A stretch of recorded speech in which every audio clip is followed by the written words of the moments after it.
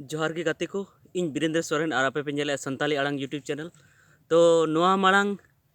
mitten video upload ले ताबोना जहाँ रे इन लई लेआ जे स्मार्टफोन बांगते वीडियो बन बनाव दाड़े कना तो सारी कान गया स्मार्टफोन नित हबी बन किरिंग का मेनखान इन मिटन विशेष गालमरा आपे सला सनाय दिन कना से विशेष सूचना आम सनाय दिन कना जे वीडियो तो इन किछि दिन बाद रें बनावे गया और नोआ माड़ांग मिटन वीडियो बनाव का गया बेस नो वीडियो जहाँते आपे अडी लेकाना से महतान कथा आपे पे बड़ाय नामा जेमन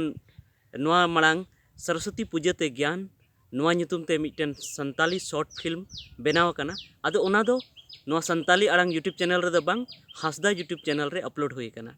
तो ओना आपे पे नेल दाड़ेया और ओना रे पे बुझाव दाड़ेया जे ओना फिल्म ते इन चेद लई सनाय दिन कना ओना खन माड़ांग पाले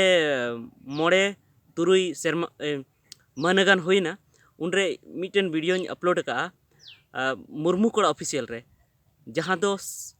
ओलो अकिल सेड़ाय में नोआ ᱧᱩᱛᱩᱢ ते ओना मिटन शॉर्ट फिल्म कना ओना हो आपे पे नेल दाड़ेया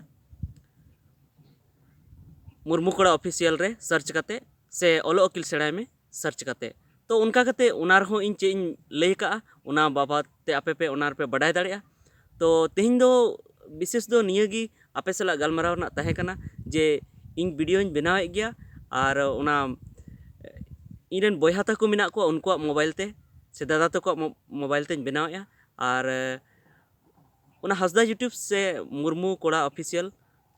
नोआ किन चैनल रे अपलोड हुई कना तो आपे ओंडे खय पे नेल दाड़ेया